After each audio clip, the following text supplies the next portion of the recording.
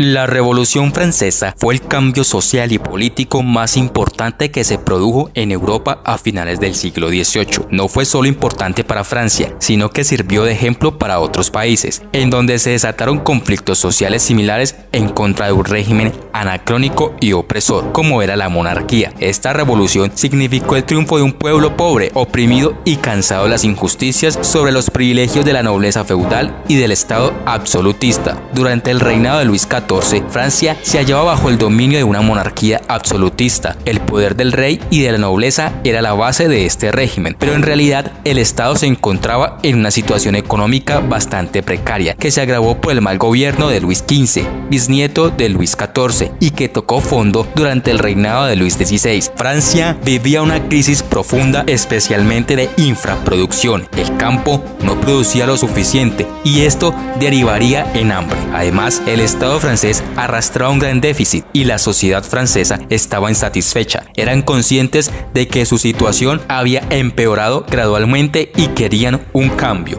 El desencadenante de la revolución fue principalmente la nobleza, cuando los ministros de Luis XVI pidieron tributo a estos. El mantenimiento de un Estado absolutista demandaba mucho dinero, ya que existía un gran número de funcionarios en el gobierno y cada uno buscaba su propio beneficio. Se tenía que mantener un gran ejército permanente. La corte vivía rodeada de lujos. La sociedad estaba compuesta por tres sectores sociales llamados estados. El primer estado era la iglesia. Sumaba unas 120.000 personas. Poseía el 10% de las guerras de Francia y no pagaba impuestos. Recibía de los campesinos el diezmo, es decir, la 10ª parte del producto de sus cosechas. Solo la iglesia podía legalizar casamientos, nacimientos y defunciones, y la educación estaba en sus manos. El segundo estado era la nobleza, integrada por unas 350.000 personas, dueños del 30% de las tierras. Los nobles estaban eximidos de la mayoría de los impuestos y ocupaban todos los cargos públicos. Los campesinos les pagaban tributo y solo podían venderles sus cosechas a ellos. Tenían tribunales propios, es decir, que se juzgaban a sí mismos. El tercer estado comprendía el 98% de la población y su composición era muy variada. Por un lado estaba la burguesía, formada por los ricos financistas y banqueros que hacían negocios con el Estado, los artesanos, funcionarios menores y comerciantes. Por otra parte, existían campesinos libres, muy pequeños propietarios, arrendatarios y jornaleros. El proletariado urbano vivía de trabajos artesanales y tareas domésticas. Finalmente, estaban los siervos, que debían trabajo y obediencia a sus señores. El tercer estado carecía de poder y decisión política, pero pagaba todos los impuestos, hacía los peores trabajos y no tenía ningún derecho. La burguesía necesitaba tener acceso al poder y manejar un estado centralizado que protegiera e impulsara sus actividades económicas, tal como venía ocurriendo en Inglaterra. Viendo la difícil situación económica que se asomaba, la nobleza exigió que se llamara Estados Generales para el tratamiento de una ley de impuestos. La monarquía, prácticamente arruinada económicamente y sin el apoyo de gran parte de la nobleza, estaba en la ruina. Las etapas por las que pasa la Revolución Francesa son convocatoria y reunión de los Estados Generales, junio de 1789. Cuando se reunieron en los Estados Generales, la situación de Francia estaba sumamente comprometida, ya que el pueblo no soportaba más tan penosa vida y existía un gran descontento social. Como se dijo, las clases sociales existentes en ese momento eran la nobleza, el clero y la burguesía, pero al contar los votos de la nobleza y del clero que pertenecían a un estamento privilegiado, superaban en número a la burguesía y por lo tanto siempre se tomaban las decisiones que a este sector le convenía. Solucionado este sistema de conteo, el tercer estamento, la burguesía, pudo tomar el control de la situación y comenzó a sesionar como Asamblea Nacional y juraron solemnemente que esta no se disolvería hasta tanto no se logre conformar una constitución nacional. Asamblea Constituyente, junio 1789, octubre 1791, donde se hace una constitución que establecía 4 puntos que eran: una monarquía parlamentaria, soberanía nacional, división de poderes y descentralización. De esta manera, Francia quedaba dividida en 83 departamentos. Además, la Asamblea abolió el régimen señorial y el diezmo, y se consigue la aprobación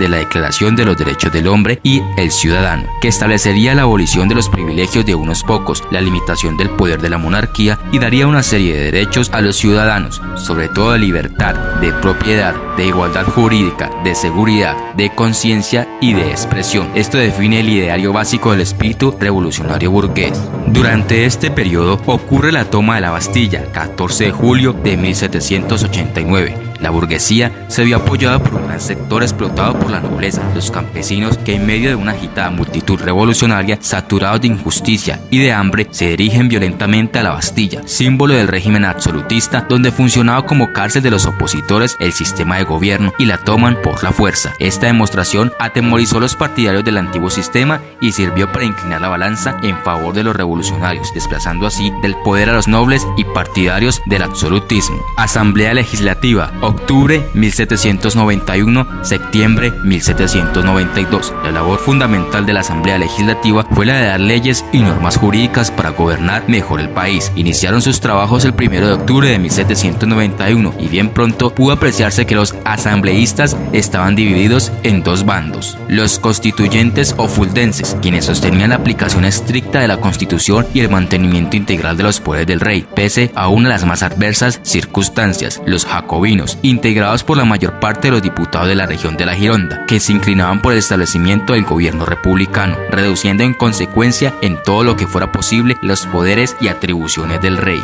Convención, septiembre de 1792, octubre de 1795. Suprimida la monarquía, Francia se convirtió en una república. La máxima autoridad recayó en una nueva asamblea elegida por sufragio universal, la Convención Nacional, una de cuyas primeras medidas fue juzgar y condenar a muerte al rey, además de aristócratas, clérigos, refractarios y prisioneros. En la Convención Nacional, dos grupos políticos se disputaron el poder: los girondinos, burgueses acomodados de ideas moderadas, y los jacobinos, representantes de las clases medias y aliados con los sectores más radicales del pueblo, los sans-culottes. Convención Girondina, septiembre de 1792, junio de 1793. Cuando llegó el momento de decidir por la forma de gobierno, la alta burguesía apoyó a los girondinos, oriundos de la provincia de la Gironda, que querían llegar a un acuerdo con la monarquía e instaurar una monarquía constitucional, es decir, tenía una actitud moderadora respecto a los cambios políticos.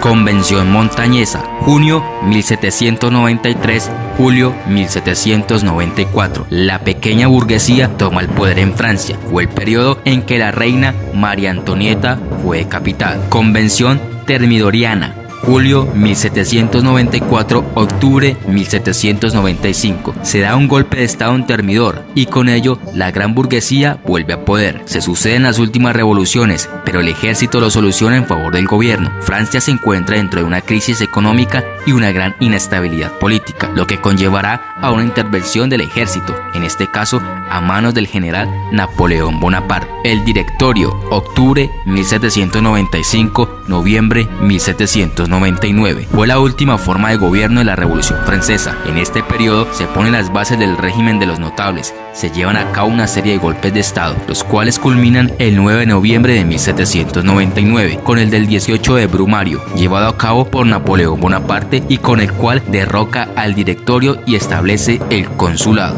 Consecuencias de la Revolución Francesa. Se destruyó el sistema feudal, se dio un fuerte golpe a la monarquía absoluta, surgió la creación de una república de corte liberal, se difundió la Declaración de los Derechos del Hombre y los Ciudadanos. La separación de la Iglesia y del Estado en 1794 fue un antecedente para separar la religión de la política en otras partes del mundo. La burguesía amplió cada vez más su influencia en Europa. Se difundieron ideas democráticas, los derechos y privilegios de los señores feudales fueron anulados. Comenzaron a surgir ideas de independencia en las colonias iberoamericanas. Se fomentaron los movimientos nacionalistas. En 1795 brindaron finalmente a Francia una constitución que respetaba plenamente los derechos del hombre y del ciudadano, votados en 1789 por la Asamblea Constituyente. Prescindiendo de los deplorables actos de violencia, debe reconocerse que la revolución logró mejorar considerablemente las condiciones políticas y sociales de Francia. La Revolución Francesa